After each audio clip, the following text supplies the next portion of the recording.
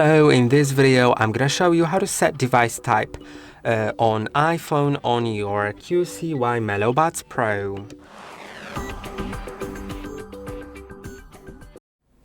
Changing the device type may change how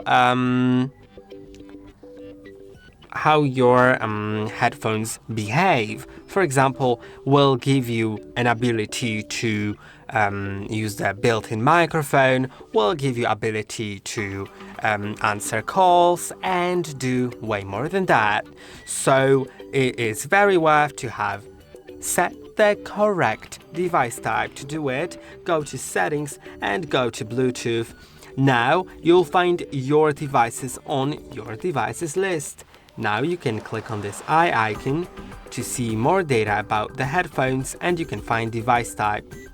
Now you can set it to different ones, but of course these are headphones, so we should set it to headphones to make sure that it works best, right? And now we can simply go back.